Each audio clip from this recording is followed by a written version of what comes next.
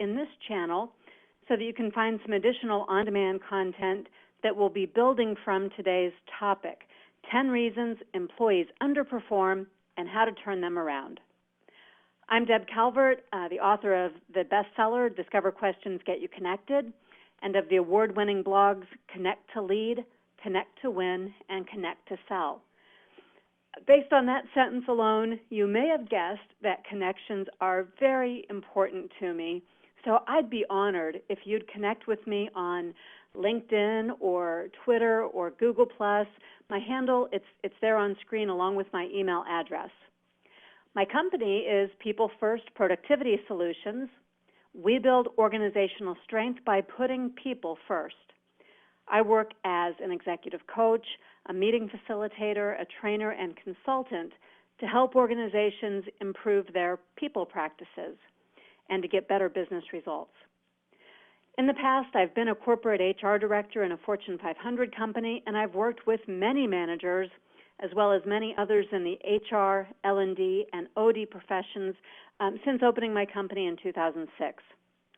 Let me just point out a couple of features here for you, a little housekeeping before we get started.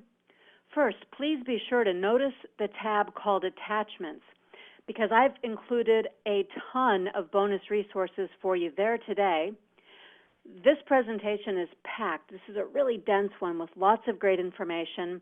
So I wanted to be sure that you had a PDF of these slides because I'll be moving fast, and also some links to other webinars that will build from topics that we can't go into deeper as we cover all that ground today. And then some bonus resources, some tools, some really practical application tools that you can use. I'll mention those along the way.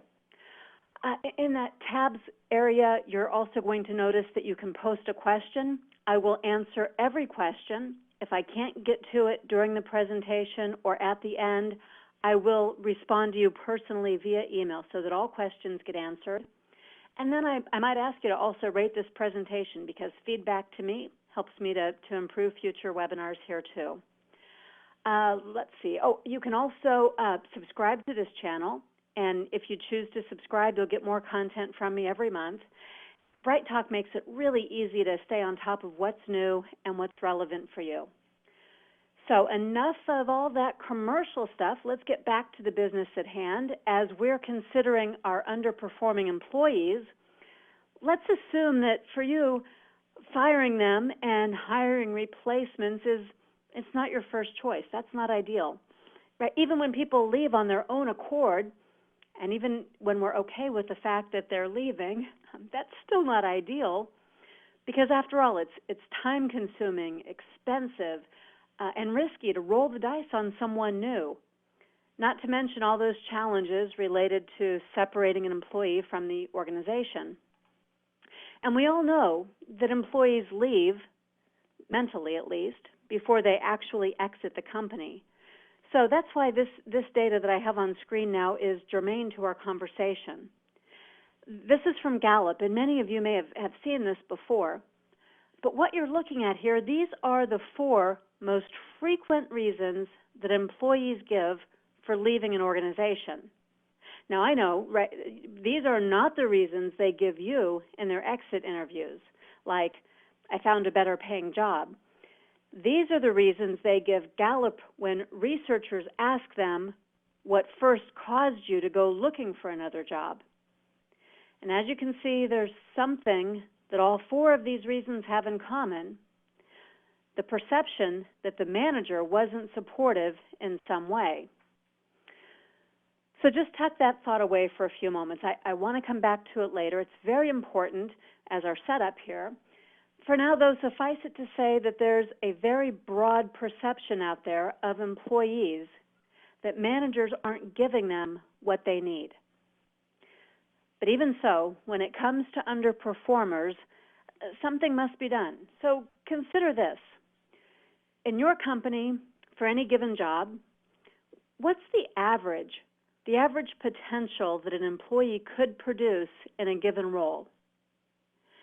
And then what's the gap between that standard, the average that an employee could be producing in that role, and the underperforming employee's production level? See, that's your weak performer differential. That's how you get to the actual costs associated. That differential gives you an opportunity to calculate and then to understand the financial impact of retaining and not changing what's happening with an underperformer. And then there are all sorts of additional costs too. Not dealing with problem employees can be really expensive and damaging to your organization in more ways than one. Right? There's lost opportunity cost. Instead of that underperforming employee, you could have a rock star in that job. And there's the negative impact of misses when it comes to project schedules and cost overruns and customer satisfaction, not to mention the contagious effect on organizational morale. Right? Underperformers have broad implications across your organization. And when the problem employee is a manager, there can be an even more pronounced ripple effect on an entire team. But I know I'm probably preaching to the choir. Most of the people who are attending a webinar like this are already experiencing firsthand the impact of underperformance. So let me shift. The reason you came, 10 reasons that people may be underperforming, and some strategies for addressing each one of these reasons. The first reason is something I see very often, and it's that employees simply do not know what to do. And as shocking or as simplistic as that may sound, it's true.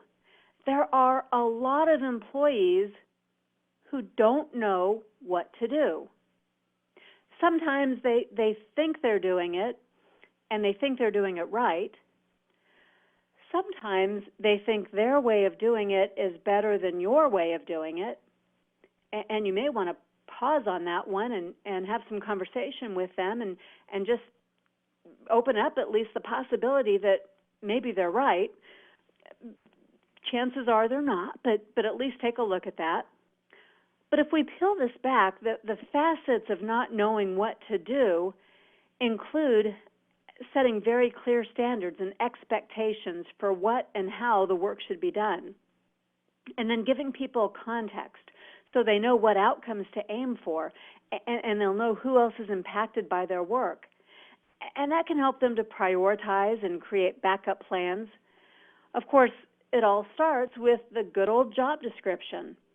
Let me clarify, we don't have time together today to work on the particulars of how to write a job description or how to create a performance management system. I'll be mentioning some of these important follow-ups to this webinar. And by the way, in the attachments tab, I've included a wonderful resource. If you want to go much deeper with this, a resource called HR Hacks. It's been created by one of the top practitioners in this space. HR Hacks is a teaching tool, but more importantly, it's a current guide with constant updates to help you get a start on creating all the documents and tools that you need in HR. And here's the best thing of all. I really like this resource. Everything in it is it's templated so that you can download it and then make changes to customize it and even brand it to your own organization. So be sure and download that one. But for our own purposes today, I'm mentioning the job description because I often wonder about performance issues when the employee isn't doing what they're supposed to do, but they are doing exactly what they were hired to do. There wasn't a new job description written as their job evolved, or the job description was poorly written and it was incomplete to begin with, or there was no job description at all. So start by taking a look. Can you make the job description more current, more specific, and more complete? If so, you should. Also think about the roles and responsibilities. Be sure that people on teams or in work streams understand their own and others' roles and responsibilities and where the overlap happens and where it doesn't. As a consultant, I see a great deal of inefficiency that results when people simply don't know who does what, when, how, and why. And if people don't know with consistent and common clarity who's responsible, who's accountable, who needs to be consulted, and who needs to be informed, then mistakes and rework and upset reactions are simply inevitable. So we have to think about all these things when we think about whether or not people truly know what it is that they're supposed to be doing. The second reason for underperformance, part of setting good job description and roles and responsibilities, is including this one. They don't know how. They don't know how to do the work. Oftentimes, underperformers don't know how to do it. So we have to ask, inside the organization, what's being role modeled to them? When it comes to how to do the work, what's being left to chance and subject to individual interpretation? What's being asked of them, but then not being trained or resourced appropriately so that they can do the work the way you'd like to see it get done? Your expectations related to performance may not be fair if you've neglected to be absolutely clear in both what is to be done and how it's to be done. And what's more, as employers, managers, and human resources, there's an obligation to equip people for success. Now, as obvious as that seems, I'm including this solution, training, because companies often know that this is the need, but then don't budget for the training. I'll give you an example. Our popular program, Workplace Conversations, it's a program for supervisors that's available in Spanish and English. Well, HR people who hear about it absolutely love the idea of it. They love the content, and they wish that they could bring it into their company for their managers. But getting it budgeted is a huge challenge, at least 75% of the time. But think about this. What's the cost of not having trained supervisors who engage and then get maximum productivity yields from team members? I guarantee that the cost of training is significantly less than that cost. But it's not just managers. All levels of employees need and deserve training in order to succeed.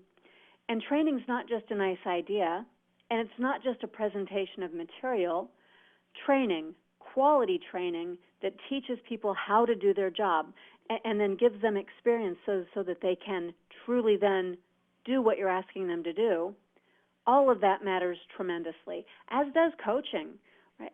Some employees can benefit from one-on-one coaching, and one-on-one coaching, by the way, has an ROI of 7 times the investment made because coaching unleashes so much potential from people. Coaching can be done by external resources who are professionally credentialed. As an executive coach, I've seen these kinds of turnarounds and these huge returns on an investment. I've seen that all firsthand. But I want you to know that you can also teach people inside your own organization to work with others as coaches. When you do, think about development versus performance. To make coaching a part of a strong learning culture with your underperformers, don't make coaching the last stop before they're shown the door. Coaching shouldn't be a CYA or a guilt reduction strategy. Instead, coaching, you ought to let that be a fresh beginning for people, a reset that gets them back on track. Frame it as a positive thing that you do for employees, not a negative thing that happens to employees. A close cousin to coaching is mentoring. Today's workforce wants and responds really well to mentoring. And this can also be done internally. While coaches are drawing out potential from their coachees, mentors are sharing their own experiences and advice with mentees. I know I'm going to sound like a broken record, but there's an attachment there. One of the attachments, the first one, has a number of resources within it, so it ends up being 2 clicks to get where I'm sending you. But that attachment, it gives you lots of other webinars that are building on today's topic, and there's one in there that gives the differences between mentoring and coaching so that you can better understand the differences and so that you can create opportunities for both inside your own organization. Now, the third reason that employees underperform is that they don't know how much that you're asking them to do. They don't understand how much you expect them to do. And if they don't know how much you expect, why on earth would they do more than they're already doing? Why would they do more than they perceive others are doing? And if there are no negative consequences for underperforming, then people will tend to underperform. And what I'm talking about here is it's human nature. They're not actually trying to take advantage or game the system. These are just people, right? We're all just trying to get by and balance everything out. Here's something that I think is important to point out. When I'm inside an organization as a coach or as a consultant, and I talk to underperformers, many are genuinely surprised to learn that their output is perceived as being less than it should be. Most simply don't believe they do less than other people. And they frequently tell me that their quality is superior or their assignment is more challenging. They don't understand that you see it differently. And, of course, this is a perception versus reality situation. It's why we need clear standards in coaching to help people see things more clearly. Speaking of performance standards, we really couldn't do this webinar about underperformance without talking about performance standards. But I'm going to spend just a few minutes here because I know a lot of you did attend that earlier webinar today, the one I mentioned by Lori Kleiman, and it covered this subject in a lot more detail. Performance standards, they aren't punitive, and they're not micromanaging. They're a lot more than HR's documentation process. Performance standards are how you get people to be successful. It's how you set them up for success. Performance standards give people clarity and give people a solid picture of what it looks like to do a good job. Performance standards, they are not something that ought to be used just as your way of evaluating people. If you're looking at them very narrowly like that, you're missing some opportunities. And you might also risk making your standards look like something that are negative instead of positive. So here are some additional ways that you can use performance standards and the data that comes from them. Those are all on screen for you there.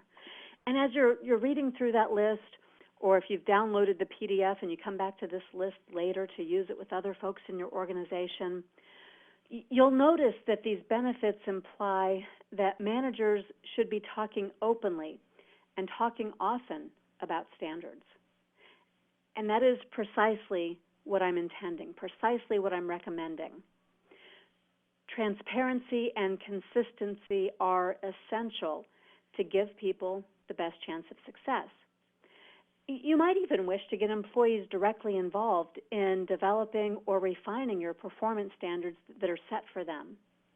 Because what happens then is that you get a much higher level of ownership, even pride in those standards. Higher levels of commitment play out so that you get people who are giving you realistic standards, and then ownership of the standards, accountability to the standards, and pride in performing to these standards.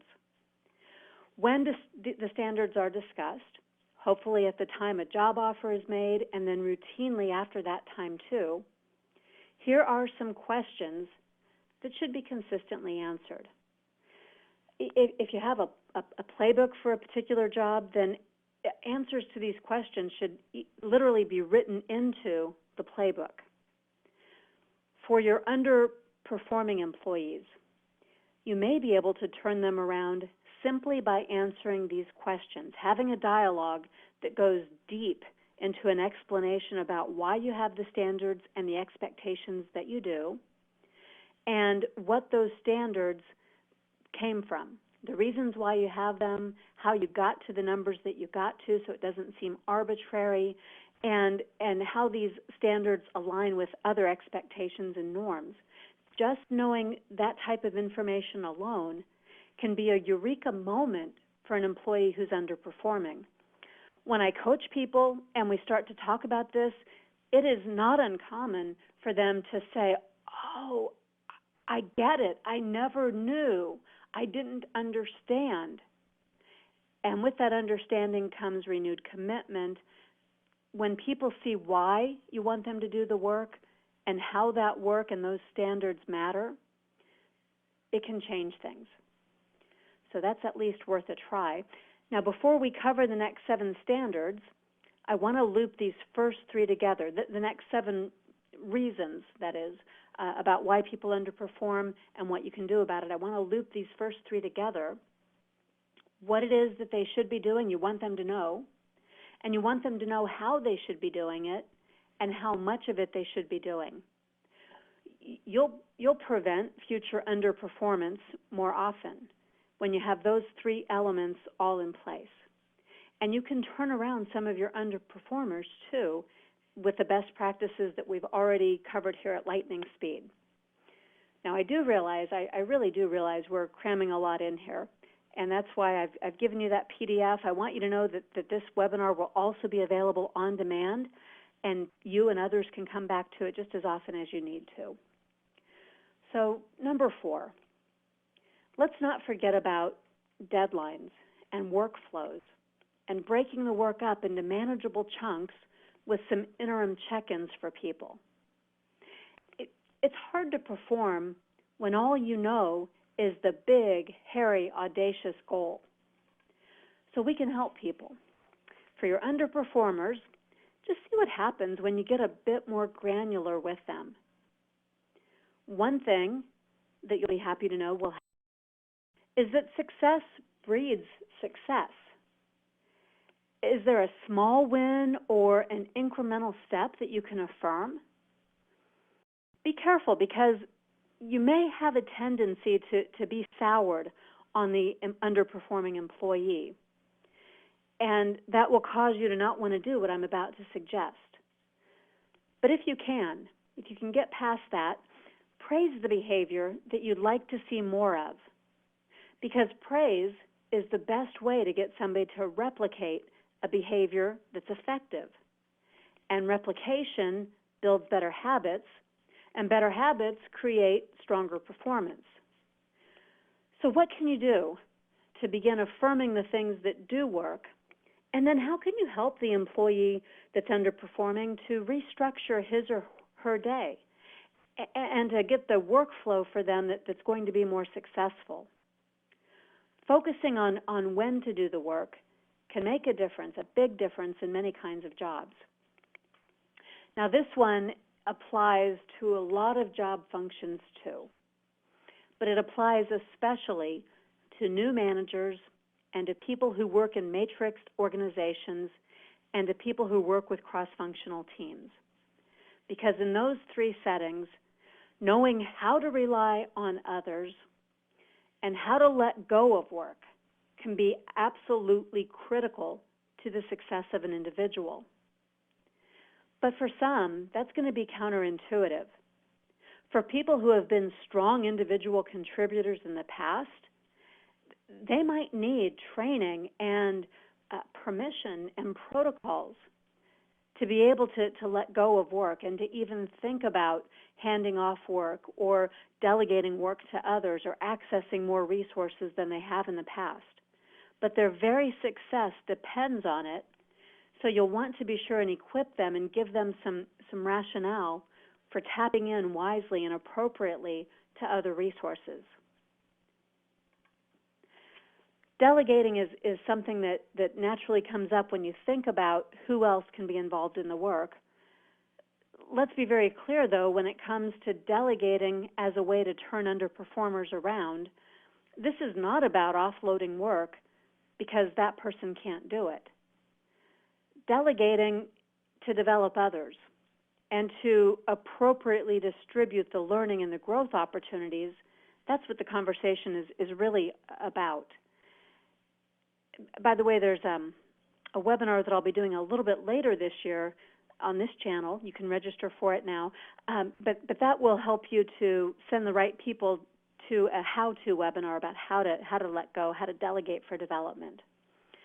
But delegating, when it comes to those underperformers, for them to access resources and to frame up their own job correctly, and for them to also think about the opportunities to develop others. It's not just that they do less work, it's that they do more work that's appropriate to their own role, and that they allow others to have opportunities to do work, next level work, that's more appropriate for their role and their development too.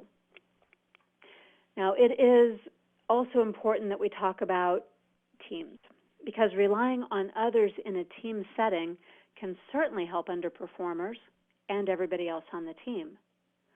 But that starts with people on the team, each member of the team, understanding what it means to be effective as a team. And this definition, I really like it. It encapsulates a lot of the same ideas that are presented elsewhere in this webinar, which, by the way, that's probably sounding like good news right now, because there are many things here that you can cross-apply, some basic tenets that you can use in multiple ways. But underperformers, they sometimes resist being on a team. They might feel overwhelmed already, or they might feel like being on a team and thinking about the shared goals of a team, they might misunderstand and think that means that they cannot meet their own goals.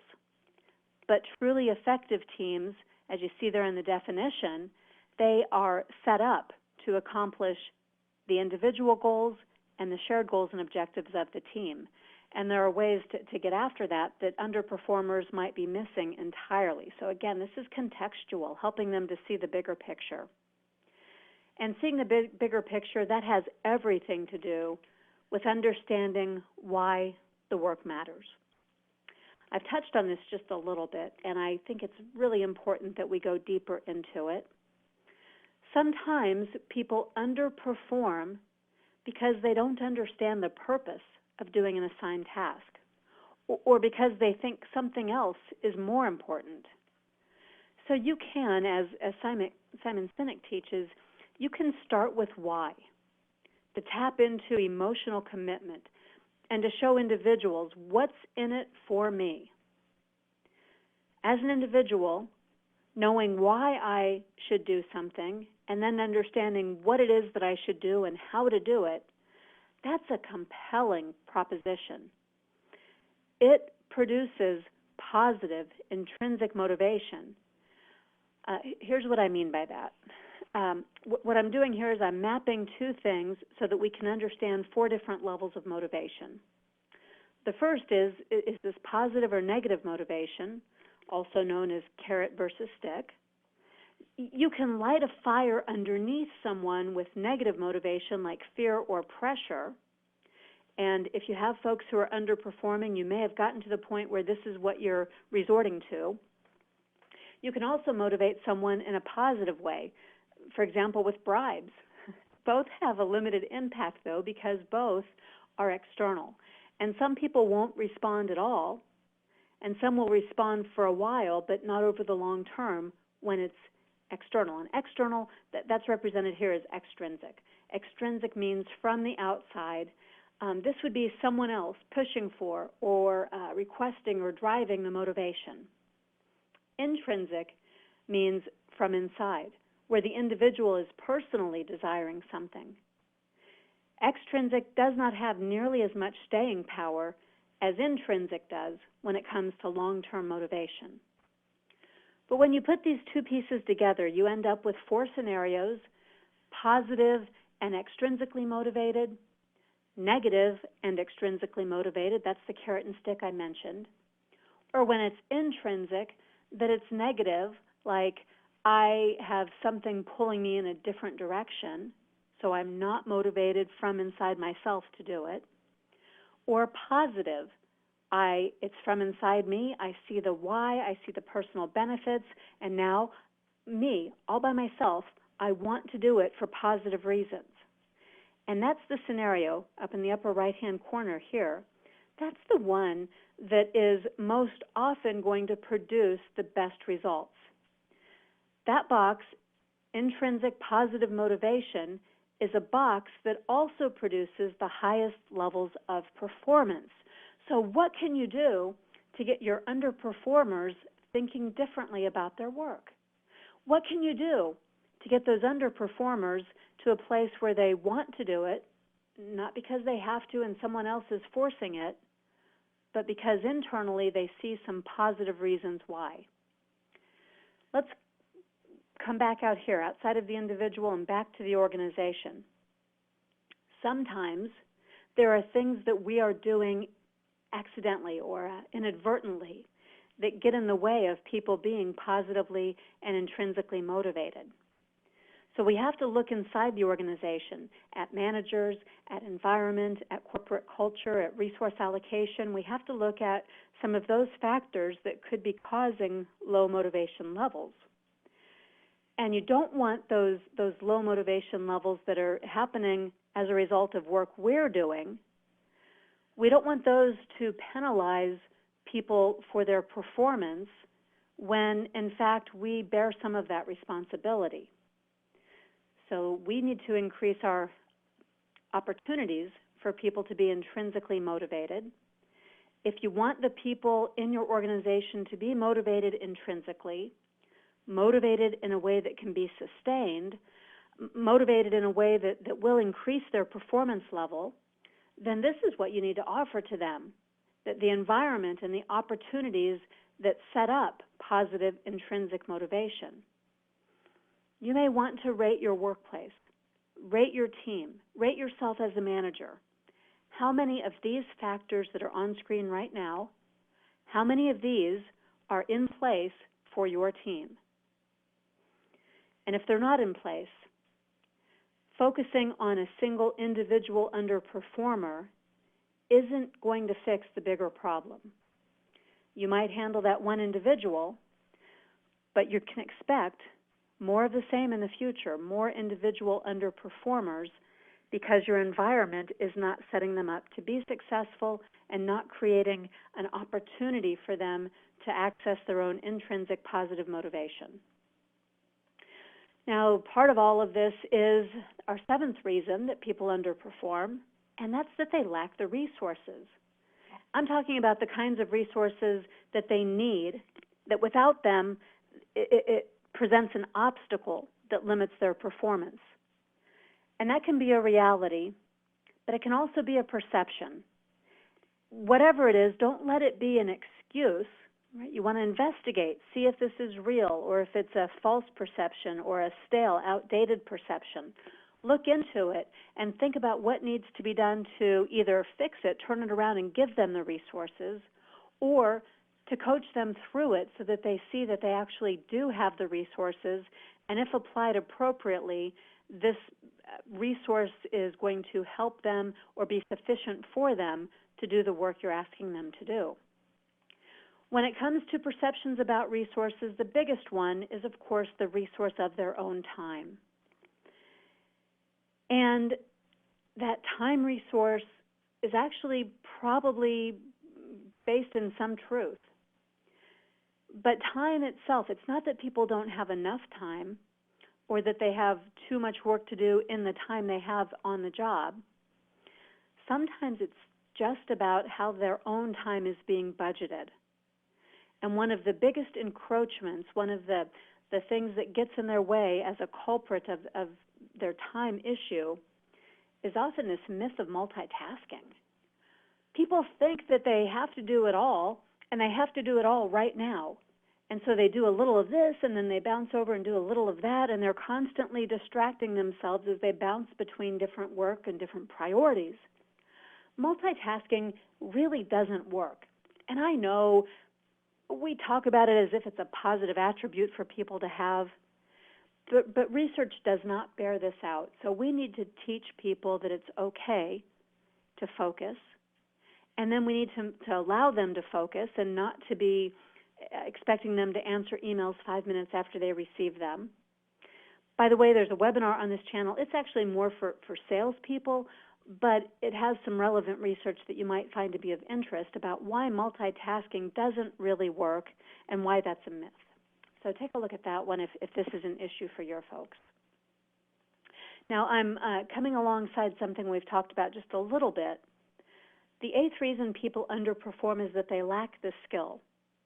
But I'm not talking about the same thing I mentioned earlier, which was they just don't know how to do the work. What I want to talk about here is sometimes people lack the skill, especially the soft skills, when they're promoted to a next level role. We tend to do this inside companies. Somebody is a great contributor. They're doing a fantastic job. So we now make them the manager of that function and of other people who do that work. And when we do that, we might not give them what they need to move away from doing the work they've always done and to see the benefit of doing some additional different work. Not more of the same, but replacement work. And this is especially true when it comes to soft skills. Putting people in management roles because they have functional expertise does not guarantee they will be successful as managers, and the number one reason that they often struggle making that transition to a management role is that they don't have the soft skills. I'd like to recommend one more of the resources that you have. If you've already downloaded the one that has a list of resources, it's right in there, but I called it out separately because it's a really cool tool. And that is a quiz. It's a roadblock quiz so that people can, just by answering a few fast questions in a quiz format that's really fun, just by taking that quiz, they're going to get a full report back that tells them about their most likely career roadblock. And most of these are soft skills that simply haven't been recognized by people. And so as they make a passage from one job level to the next, this is a diagnostic way for them to see what they need to do differently. Ram Charan writes about this in the Leadership Pipeline. And he talks about each job level, each time you make a move from one job level to the next, there are shifts that need to be made. And these are shifts in the skills that are required, the soft skills, for example, how much time you should be allocating now to different kinds of work than you used to do, and what are the priorities? What are people valuing about the work that you do and the contributions that you make at each progressive job level? What people tend to do, of course, is they add on a few of those things, sometimes not well, instead of completely making a shift to allow others to do the work they used to do. If you were good at what you used to do, you tend to cling to that work so that you can continue to feel like you're making a positive contribution. But what it really causes is underperformance because the work that you were hired to do, you're not doing. Nobody's doing it. So these are important conversations to have and good support to offer to folks. Sometimes people just lack the will. They lack the will to do the work. They fear a negative consequence for doing what's been asked of them, like I might not be able to do it, or they don't like the work, and so they don't want to do it. Motivation plays a very important role of this, but so does a lack of engagement. So that's why I gave you a resource that is a daily checklist for your managers, something that will help them to boost engagement levels in your organization. Because as you know, employee engagement is huge. It matters a great deal. Employee engagement has two components. The first is a heightened emotional connection, and when people feel a heightened emotional connection, from that, they're going to apply additional discretionary effort to their work. And the domino effect is that you get higher levels of productivity, higher levels of performance. Then you get customer satisfaction, and you get improved top-line revenue and improved bottom-line performance. All of that comes from employee engagement. And yes, there are other webinars here about that, so we're covering all the bases. But it's managers who make this happen. Employee engagement, that checklist I mentioned, the Gallup research that we started with, this chart here, they all point back to managers. Underperformance can accidentally be caused by managers. And it's managers who need to be involved to fix the situation. So we just don't want to overlook the critically important role of a manager, and you want to resource and train your managers adequately so that they can help people to reach their peak levels of performance that are possible. Otherwise, you just end up with a revolving door. And it's a total crapshoot of whether or not the next person in the door is going to do any differently when it comes to performance. Your managers can set this up. And one other thing that managers can do is they can give context. They can help people to perform at higher levels by giving them a sense of belonging that comes from being connected to the higher level meaning and purpose of the work. And they can help people to feel involved, not adrift. One way to boost performance is by boosting understanding. Help people to see the strategic plan, the overarching mission and vision of the company, and what that means to them at an individual level, how their own goals cascade from that higher meaning and purpose of the work. Now, all of this does make a difference. Everything I've talked about here is provable, and you'll see it happen in your own organization if you choose to take some of these steps to support your underperformers. But before we wrap up, let's talk about diagnosing the problem. Use your clues. I've given you a lot of them here, things to look at, and do your due diligence to determine what's really going on. Is it the individual, the manager, the system, something here that needs to change bigger than an individual? And look at your turnover rates and talk to other employees. In fact, think about conducting stay interviews instead of exit interviews to understand perceptions and to keep your finger on the pulse. And when you get the PDF of these slides, take a moment to do a little self-assessment. Managers, for you especially, are you over in the left-hand side of this, being a task manager, or are you working as a people leader to engage and inspire employees? And when you are engaging and inspiring them and you're thinking about putting a people-first process in place to help people succeed, come into it with this point of view: to salvage the situation and to turn people around as often as possible. The emphasis then would be on improving, not punishing, developing and teaching, not punishing, and putting your emphasis on the person, not the problem.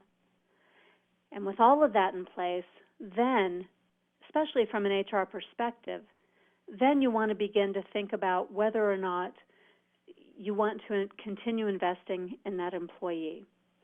Is that employee willing to make some behavioral changes and to work with you? And are you willing to continue investing in that employee? Don't forget about the resource I gave you, HR Hacks, because it's going to give you some tools to do all of these things. Now, we have taken a lot of time here. I'm going to answer any questions I haven't gotten to already. I tried to fold some answers in as we went. But any of them that I haven't gotten to, I will be sure to respond to you individually via email.